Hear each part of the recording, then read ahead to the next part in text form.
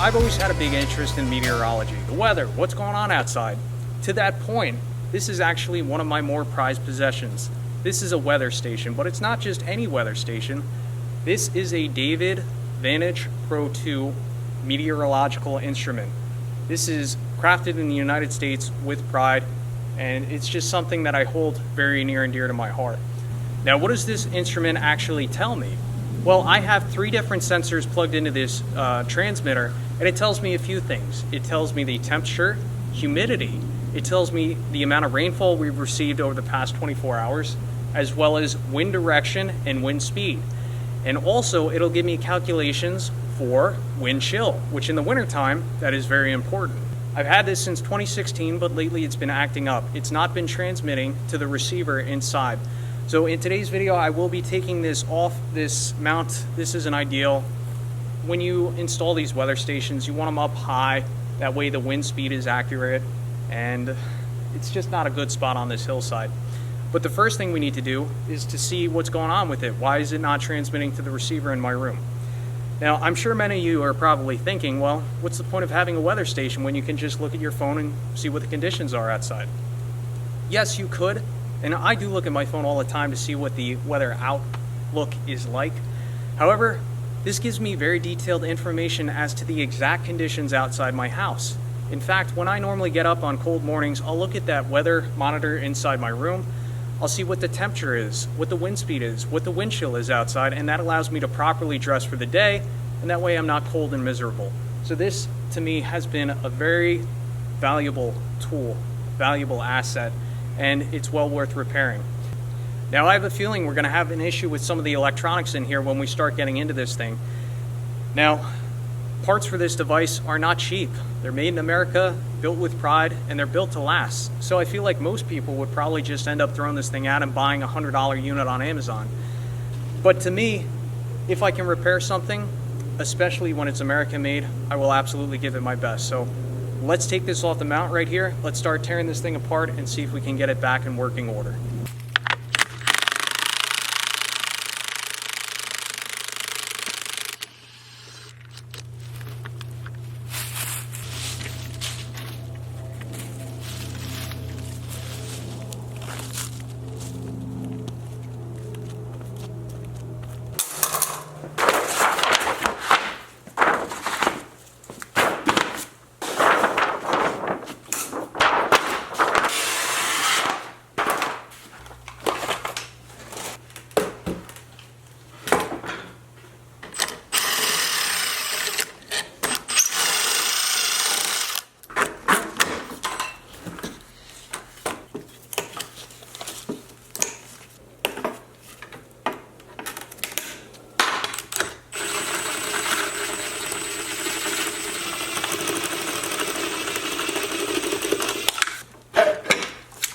Alright, so I took everything off that pole because I just didn't like the mounting situation on that pole. I want to mount it on a piece of pipe. I'm still in the process of finding a new location, but I kind of want to try and refurbish this equipment to the best of my abilities. Try and bring it back to its former glory. So, here we have the wind metering instrument, and the cups, they're a little bit slow, so I'd like to see if I could improve this a little bit, maybe give it a little bit of oil. I'm not sure if that's recommended or not. Anyway, here we have the water measuring device. So when these cups fill to a certain amount, they will tip, dump out. There's a little sensor right in here, so that tells the unit, hey, cup filled up, this amount of rain has fallen thus far. And then also underneath these plates, I'll call them, the temperature sensor is underneath here. As you can see, these plates are just filthy. Here is the control module. The solar panel has obviously seen better days. In fact, this unit wasn't working properly last year. I actually popped this cover off and replaced the battery, and it worked for a month or two, and then it kind of gave out, and I haven't touched it since. So let's see what's behind door number 1 here. As you can see, I've added a little bit of silicone over the years to try and seal this up. Yeah, looks like we've had some water in here at some point. Disconnect the solar panel here and see what's going on.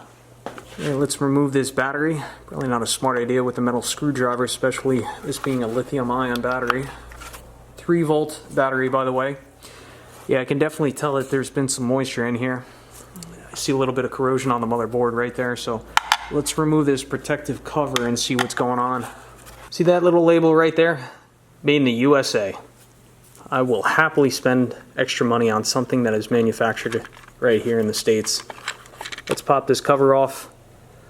Wow, she is crusty. I would imagine this is our capacitor.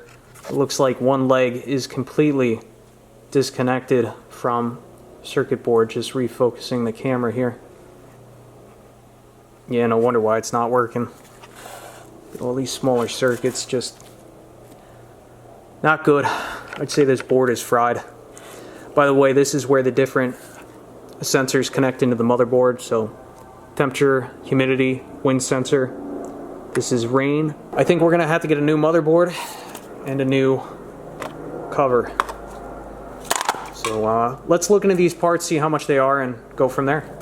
Alright, so I was able to locate a new wireless transmitter slash motherboard control panel, and additionally a new front cover. Front cover looks like it's built slightly superior to the previous model. Let me tell you, these parts were not cheap. $250. In fact, I actually went on Amazon and looked to see what it would cost to buy a new Chinesium grade weather station. And you can get one for around $100. That includes the display and the weather instruments, but I don't know. There's something about this weather station that is special to me. It's a little bit sentimental, and it's an American-made piece of technology, and I don't know. Just something I didn't want to discard, so spent the $250 on the new components. So before we put these components in, though, let's disassemble everything a little bit further, clean it up, and just try and get it back to its former glory. So let's disconnect our rain, wind, and temperature slash humidity sensors. These are just kind of like telephone line connections. We'll pop those out. This board is loose. There's a foam plug on the bottom right hand corner of this. These connections will feed back out through that port. Now, in order to remove this box off the rain sensing station, as well as these white plates, there's this tab in the back right here, so just take two thumbs and lift up carefully. Don't want to break this. I believe we're going to have to use this on the new control panel, so we'll put that off to the side. Now, we have access to the back side of this box, so let's feed these sensor wires out of here.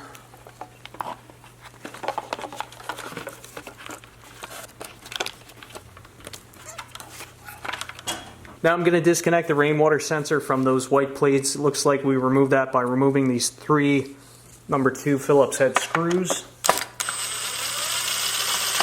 It's actually loose. It's loose too. Interesting.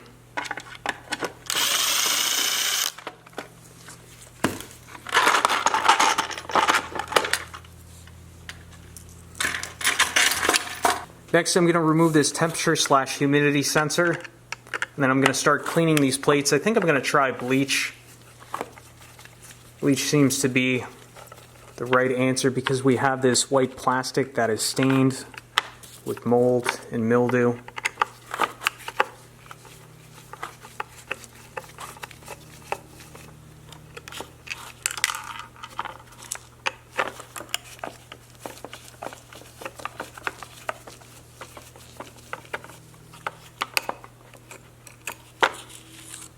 We have a bucket of soapy water, a scrub brush, some bleach. That's the before.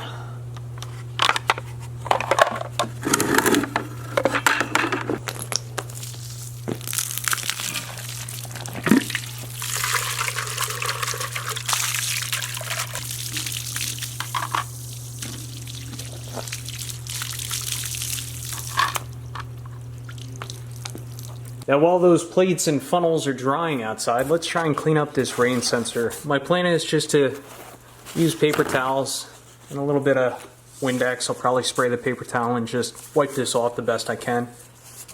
Trying to be careful not to use any really harsh chemicals on this, so we'll just clean it up with a little bit of Windex.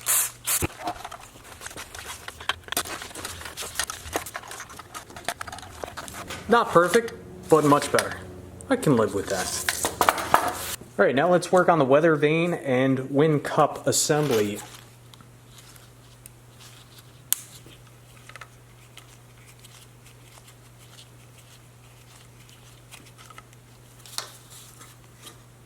All right, the vane's off. And it's just a little bit dirty in the shaft there. And with these cups, I guess let's just try the simpler approach. Let's just spray a little bit of oil in here. Spin this around a few times.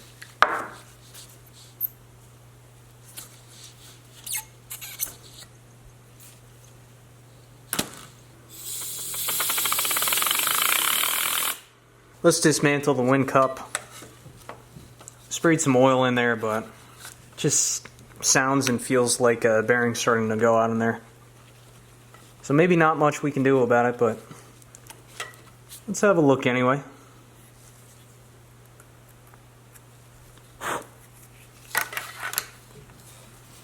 So that oil actually didn't get onto the bearings of this shaft. It is a little bit loose. Spray a little bit of oil in there and give it another shot.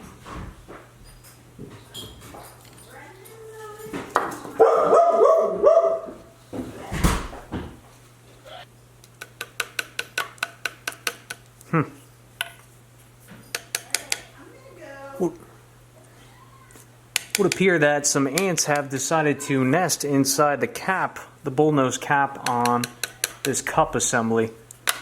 Wonder if that's part of our issue. Maybe it's thrown off the balance. There's a few more coming out of there.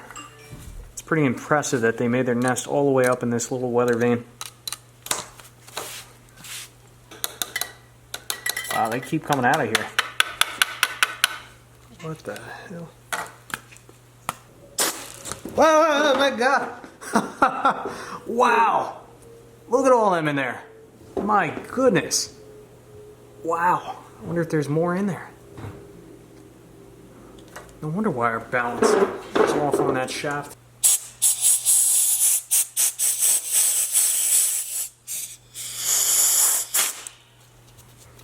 It's definitely a lot more balanced. I think what was happening was the amount of ants on that bullnose were probably thrown off the balance of the shaft, so it was kind of cattywampus as it spun. Much smoother now. That's how it should operate. So this is how our plates came out. They look much better now. I can live with that. So let's flip over the top one. I kept these in order as I was washing them to ensure that I didn't get them mixed up. But now let's carefully reinstall this temperature / humidity sensor.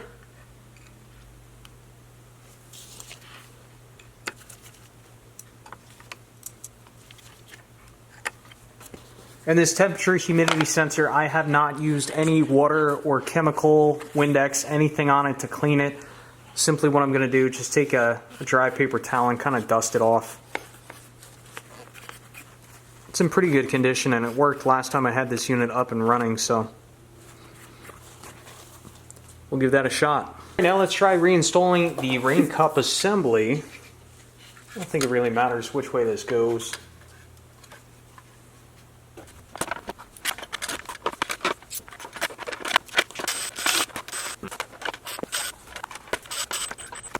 So now we're starting to get into the fun part. Now we can rethread the wires back into this new motherboard housing assembly, whatever you want to call it. So there's a little hole in the bottom right corner of this box. We'll sneak these wires up one at a time. This is the temperature humidity sensor. It gets plugged in the first port. Next we will bring in the rain sensor.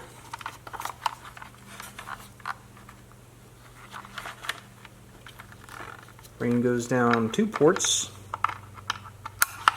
And finally, we have the wind sensor.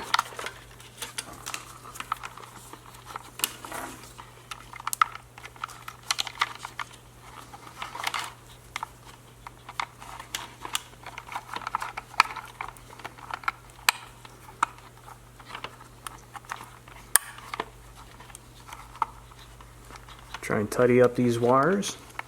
Alright, I have all these wires plugged in. They're kind of tidied up. Now we have this foam cork. It's going to get inserted here. This just helps to keep moisture out. And something else I'm going to do in here to help keep the moisture out of this box is I'm going to install a silica gel packet in the bottom of this unit. Now the purpose of silica gel is it helps to absorb any moisture that may penetrate into the box. Next thing I'm going to do is inspect these dip switches, and these dip switches can be flipped either up and down similar to the old school garage door openers, and that just transmits that specific signal to our receiver. Now on the old motherboard, all 4 of the dip switches were in the down position, and looking at the new motherboard, it appears that also all 4 dip switches are positioned down. So at this point, I think we can install this battery and see if anything comes up on the monitor. Now the monitor does go into a dormant mode if it doesn't receive a signal from this transmitter after a certain period of time. So let's put this battery in. We'll unplug the batteries on the receiver and give it a shot. See if everything's functioning. So on this display, the bottom right hand corner, I believe initially we had an R, which means that this LCD screen is trying to receive data from the transmitter. But now it's reading L, which I believe means that it has lost connection. So in order to have this try and reconnect with the receiver, what we're going to do is pop the battery out for a moment here. Just push it back. Now we've reset the device. Of course, it's going to want us to go through the settings, pick the date, so on and so forth. Congratulations and thanks. So after you set up all your settings, I'm not going to do that right now, you press and hold done.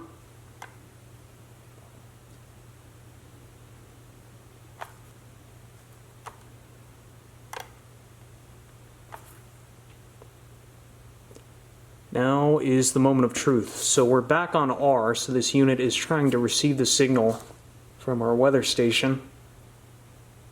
And I guess we'll just give it a minute here and see what happens.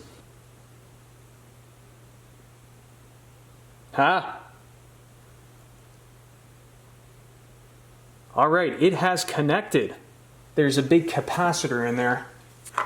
Right, this device right here, so perhaps that capacitor just had to charge up in order for it to start sending out a signal. It's not showing the humidity percent. Oh, there it is. Popped right up. Check that out. Now, the wind is currently pointed north. Now, if I remember correctly on this weather vane, notice how the shaft kind of points in a specific direction. Well, I believe that direction is north. So I'm going to flip this around to the opposite direction, and it should point south now. Let me take a second here. Alright, so the wind direction isn't really working right now. What about the wind speed?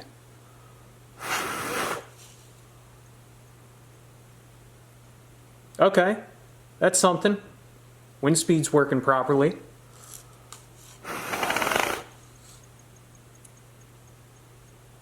"13-mile-an-hour gust. That's cool. Just really wish the wind direction was functioning. You can see it shifts a little bit between north and north-northeast. So it seems we do have an issue with that function, but honestly, I'm just happy that we at least get the temperature, humidity. Also, we have the wind chill, as well as the wind speed. So I guess eventually I will have to replace this wind direction sensor. But this is a good start. Welcome back. It's been about a week since I last worked on this weather station. Now, if you'll recall from the previous video, 2 components of this weather station were not functioning correctly. Component number 1 was the rainwater metering system, and component number 2 was the wind vane, which indicates on the display what direction the wind is blowing. And to be honest, I could have left it alone, but it just didn't sit right with me that those 2 components were not functioning properly, so I started tearing things apart. I pulled a couple wires apart accidentally, And then I was in a scramble. I went online, started looking at some old forums.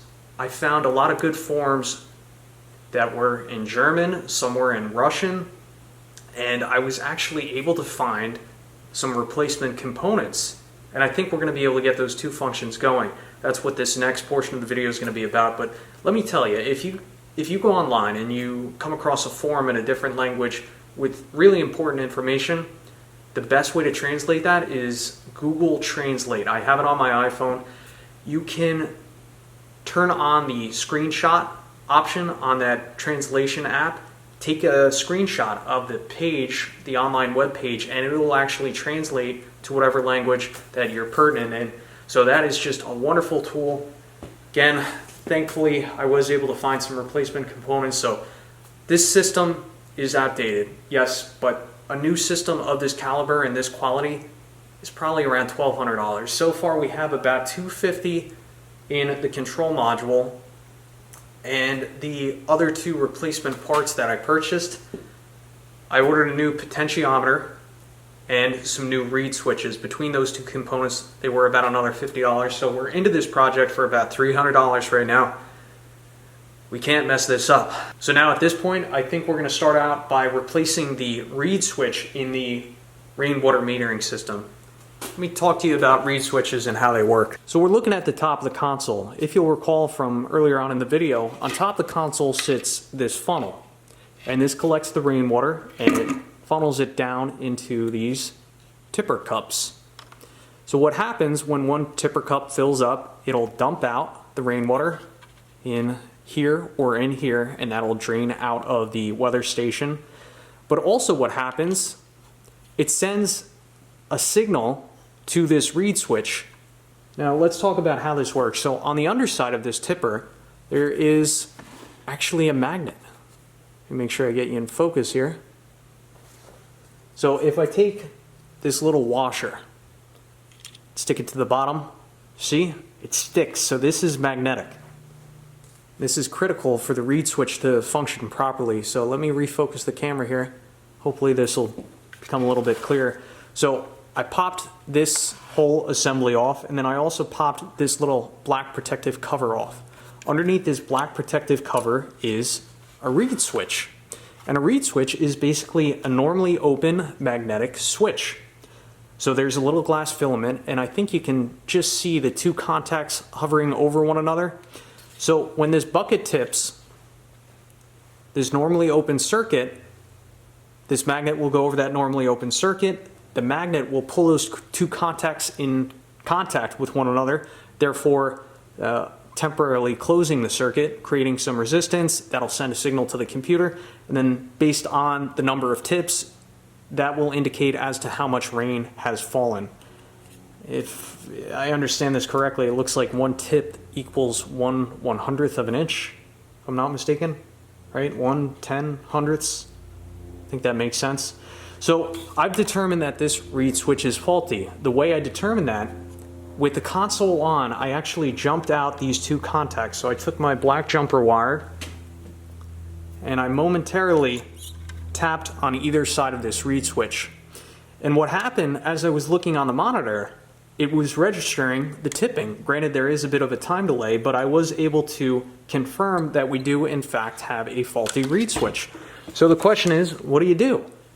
Well, this is pretty simple. This is just soldered on here.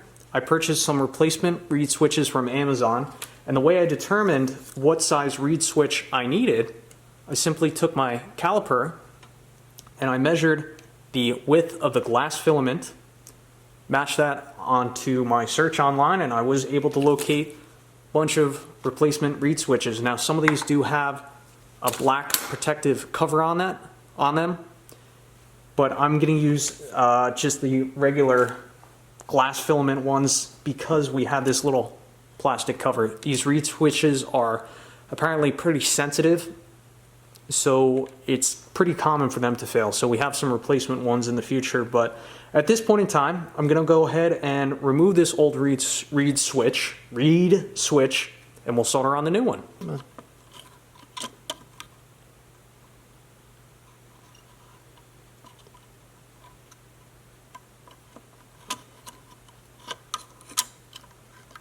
Okay, red wire's off.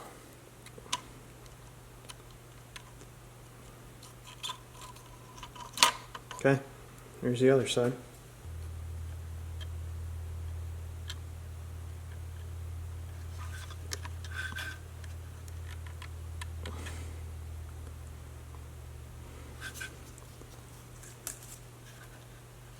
Okay, that's soldered on there.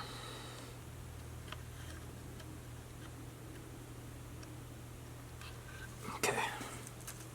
Looks good. Next thing to do is to give this a test. So let's reinstall this black protective cover first. Very carefully.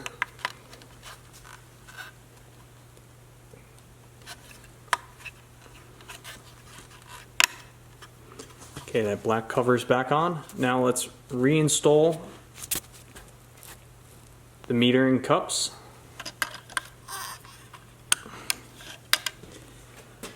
Okay. Alright, so I have the Rainwater Metering Cups reinstalled, and I have alligator clips connected to my voltmeter leads. I have the voltmeter set to continuity, and that means when this voltmeter detects that the circuit is closed, that magnet goes over that reed switch, two contacts hit, it will make a noise, a steady beeping sound when the circuit is closed, like that. And I believe it also shows resistance, so let's give this a few test tips. That's exactly how that should be working. Cup fills up with water, tips, momentarily closes the circuit, closing that reed switch, and then as the magnet goes away from that reed switch, the circuit is open once more. Now, something you may have to do, I had to play around with these adjustment screws a little bit because these control how far away that magnet sits away from that reed switch. Initially, when I replaced this reed switch, I actually loosened these up because I thought that this was bolted down to this lower case, but in fact, these are just to adjust as to how far the magnet sits away from the reed switch. So if you find that your circuit is continuously closed, you may have to turn these screws clockwise, therefore allowing a greater distance between the magnet and that reed switch. For 10 bucks, I think we fixed this though.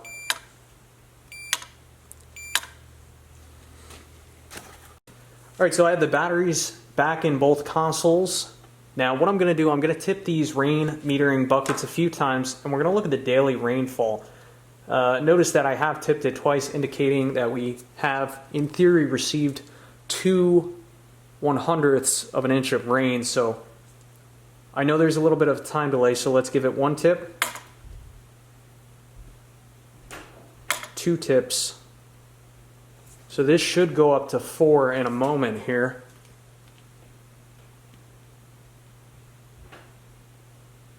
Fingers crossed. There we go. Beautiful. Let's do it another 2 times. 1, 2. It should go to 0.06.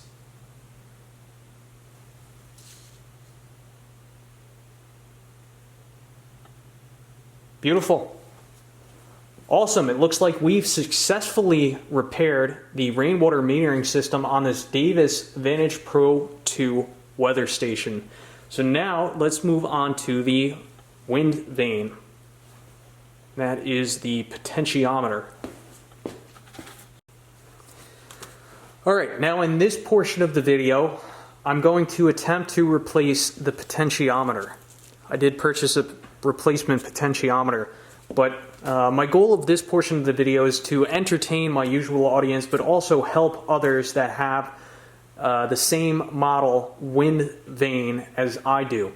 So this style right here, if you take a look at this portion of the wind vane, this is the older style. Now on the new styles, I believe they have a little bit of a flare, and also I believe on the wind vane itself has a brass tip. So this is an older style. Now these potentiometers technically are not replaceable. I think on the new ones they are designed to be replaced. However, After doing some extensive research and translating articles in German and Russian, I have found what I believe to be a readily available replacement potentiometer, and that should fix our wind direction issue. The wind cups have been working fine. There's actually a reed switch inside this housing, and I have tested this out with my voltage tester. Now, on the underside of this aluminum, in this aluminum cavity, there's actually a piece of, it looks like air hose that's jammed in there to prevent this wire from pulling out. I didn't remove that piece of air tubing, and therefore when I went to remove the head, as opposed to this wire coming up and out, I just tore everything apart where it was soldered onto the potentiometer. That's no problem though, because again, we're going to be replacing the potentiometer, but we are going to have to remove this as we get into this repair. Now, this portion of the head, there are very small set screws in here. You're going to need a very small torque wrench. This is what? This is a T4 Torx. So that's what you're going to need in order to remove this connection. You may not have to remove that. You may have to. To be honest, I don't think I had to remove that, but I did anyway. So on the bottom portion of this junction, there's this lower shaft again. It's just basically a bearing in here, and then there's a reed switch in here. Again, when those cups, that magnet on the cups comes in contact with the reed switch, that's how that works.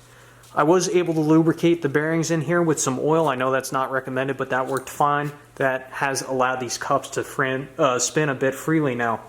Now, also on the bottom here, there's this little flare, and this was glued on here. I very carefully twisted this off without damaging it.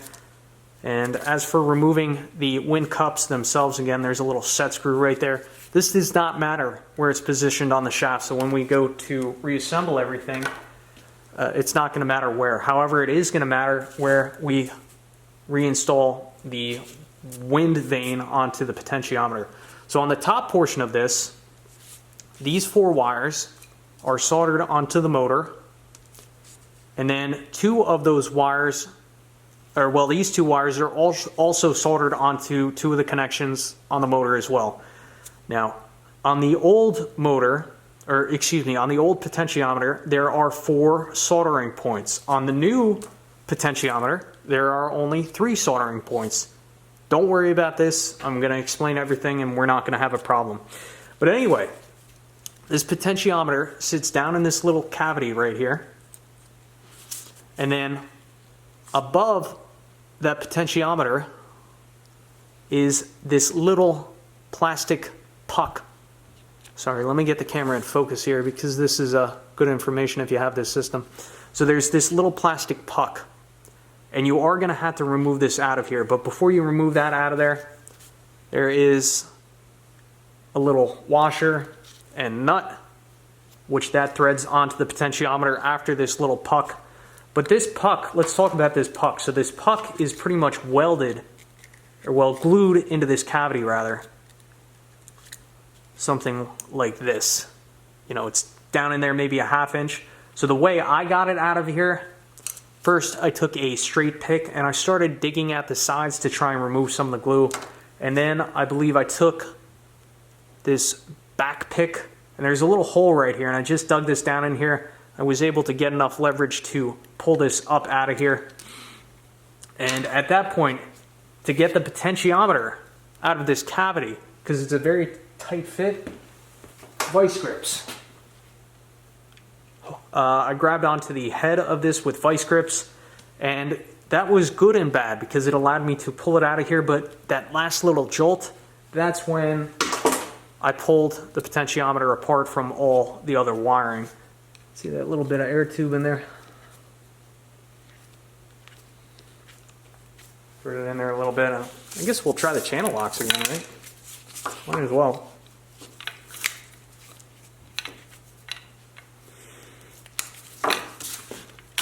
Oh, that came right out. Easy peasy, that's the way to do it. Now that we have that air hose removed, we can slide these wires up through the shaft a little bit, therefore giving us better access to everything. And I'm going to reinsert these wires back into this T, and I want it to go up through the cavity where the potentiometer will sit, which is in the top right here. Again, the black and the red wire go to that reed switch for the wind cups.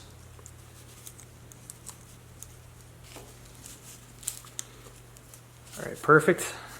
All right, now that we have that wire fished through here, I'm going to start off with a clean slate. Just going to cut all these wires evenly, back a little bit. So when I pulled those, I don't know if I pulled out any copper strands. Turn down this automatic wire stripper and we'll peel back some of the jacket here. I don't know, maybe 2 inches. Make it a little bit stronger. Beautiful. Pull off this jacket. Now we need to strip back these wires a little bit. My wire stripper is too large for these very fine wires. It's a devil's errand to use the automatic wire strippers at this point, so used to work with the mechanic Charlie. He taught me this one. Get yourself a little butane torch and burn a little bit of the wire jacket, and then you should be able to take your fingers and peel it off.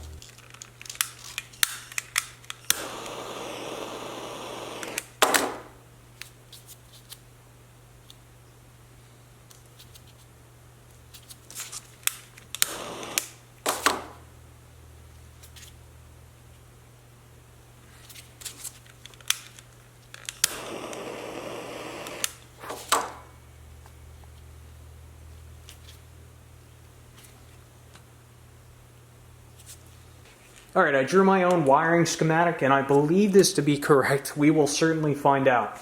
So here is the main black wire, the black wire we just stripped these 4 wires off of. Now there are 4 wires. There's a yellow, green, red, and black. So let's start with the red. The red is the common. So that's going to go to terminal number 1 on the back of this potentiometer. You're not going to be able to see it on camera, but number 1 is right here. But that red wire is also going to connect to the red line on the reed switch, which is the red line right here, right? Because there's a red and black wire for that wind speed cup reed switch.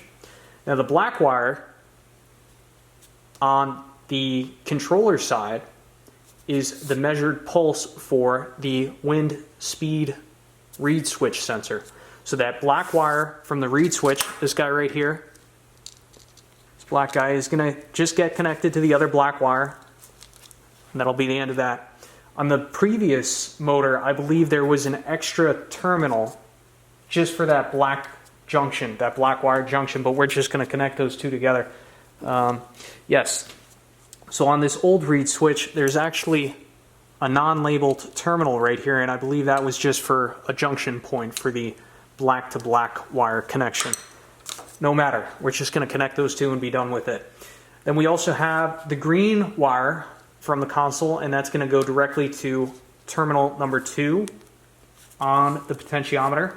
Not sure what the green one is for, but then we have the yellow wire, which that is for direction. That's going to go to terminal number 3, also labeled as CW on this potentiometer.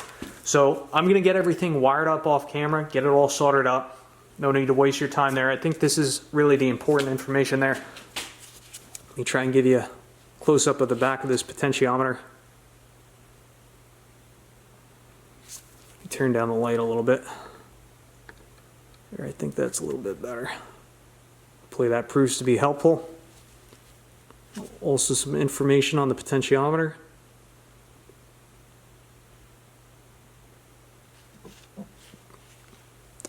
Yeah. All right, let me get this wired up and then we'll check back in with you in a moment here and give this a test. All right, I have the new potentiometer wired in. I must say I'm not the best at soldering ultra small components, but here's the real test. I'm going to spin this potentiometer and I want you to look at the wind direction. All right, time for the real test, and it's already looking good because the current direction is south. If you have a faulty potentiometer, I'm pretty sure that it will point nowhere but north. So I'm going to rotate this shaft 180 degrees and we'll see what happens. That's about 180 degrees. Look at that. Right back to north. Let's do 180 degrees again.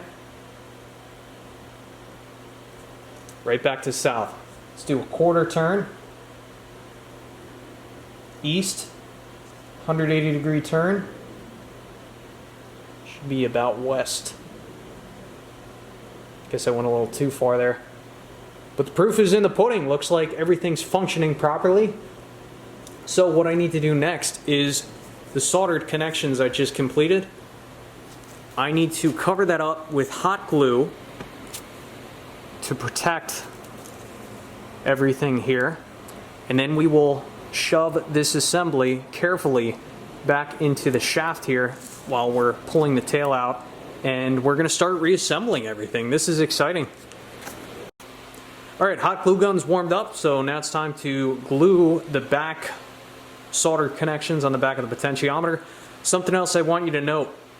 Terminal 1 on the back of the potentiometer, I use that as a junction to extend the common out to the reed switch. So I soldered the reed switch common as well as the console red line common to terminal number 1. And everything appears to be working as it should. So we'll just add some hot glue in the back of this, try and protect everything. Alright, now I'm going to start reinserting the reed switch as well as this wiring assembly back into this junction point. So I'm going to pull the wire through a little bit and I'm very carefully going to tuck the red and black loose wires that go to the reed switch down into this cavity. I can see that there's a little seat right about here where this reed switch, or no, excuse me, this potentiometer looks like it's supposed to sit. So it's a very tight fit.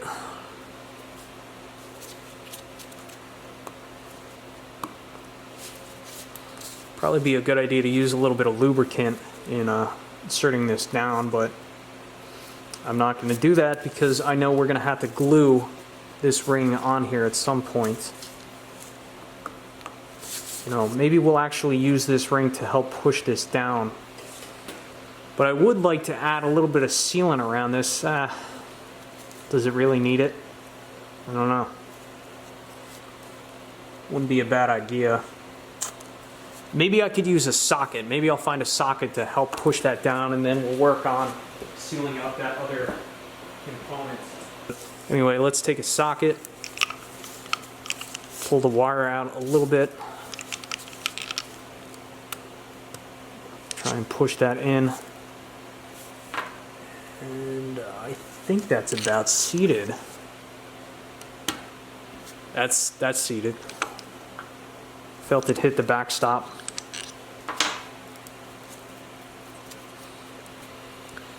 Alright, now it's time to press this ring down. Now the scratched up side, where I was picking at it with my pick, is going to face up, and the cleaner side is going to face down, so this is probably going to make a bit of a mess, but I have some... What's going on, camera? I have just some clear silicone. I guess I'm going to butter out the edge of this and just slide it down. Kind of hard to do this without getting this stuff everywhere. I need to be careful it doesn't really come in contact with the potentiometer shaft.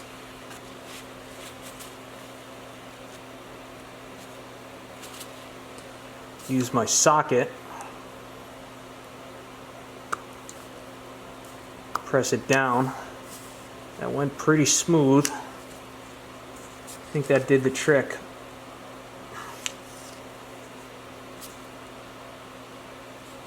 I'm going to change out my gloves and just wipe off that shaft to ensure I didn't get anything on there.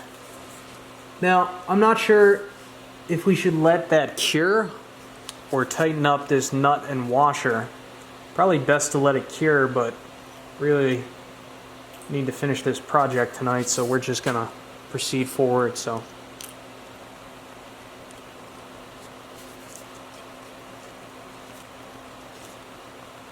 Alright, that seems pretty tight. I think we'll leave it there.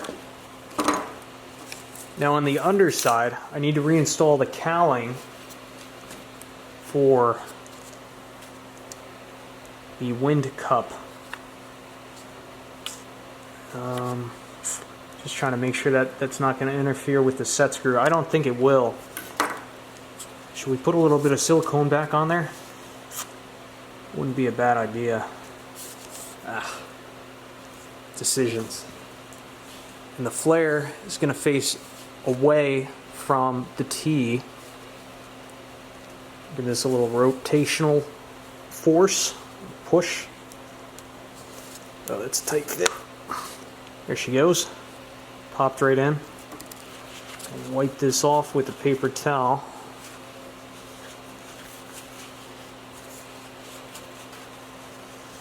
Clean up any silicone residue.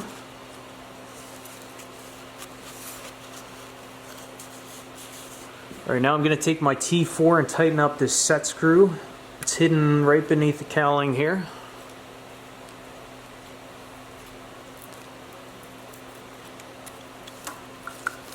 Give it a test.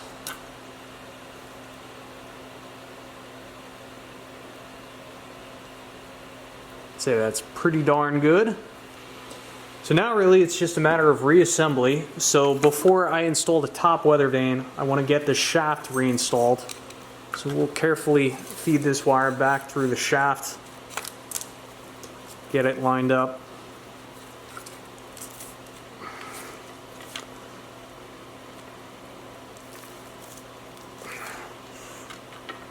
Yep, that'll do it. Now I'm going to reinstall this little piece of wedge tubing at the end of the shaft just to help lock the wire in place.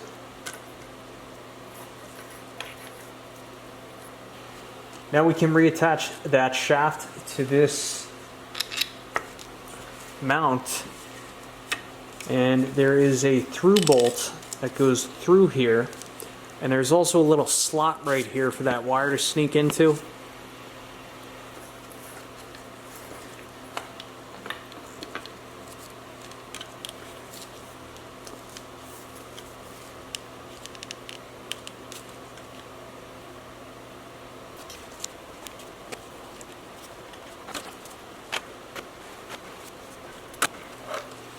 Alright, and the final thing we have to do is calibrate the potentiometer in a northerly direction. So what we're going to do, we're going to look at our monitor, and we want the potentiometer to turn until the wind direction indicates north.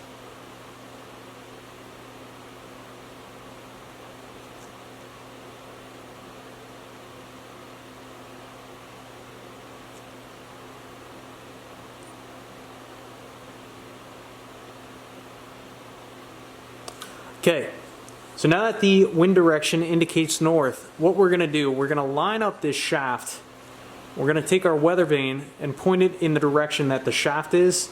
We're simply going to slide this straight down over the potentiometer.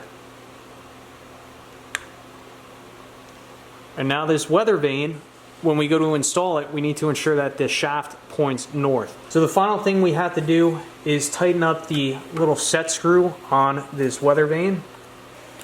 So it's the following morning and I've been doing some work to the potentiometer here. I raised the weather or the wind vane slightly higher on the potentiometer shaft, and it is spinning a bit more freely. I'm hoping that this will loosen up over time, but I will say it's not as sensitive to wind direction as the Davis potentiometer was. And this component, the original Davis potentiometer for this style weather vane, is impossible to find. They don't make these, so this is the best you're going to get without completely replacing the whole assembly here. But just to show you, like if I blow on this,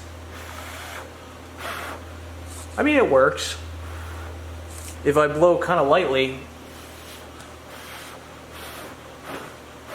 I mean, it eventually gets to the right direction, but it's not as sensitive as I hoped it would be. But for $40, it's a lot better than spending upwards of $200, $250 on completely replacing this whole assembly. So I'm satisfied with the results. The wind cups are working just fine, which I believe the wind cups are in anemometer versus the top is a potentiometer. So if I blow on the wind cups,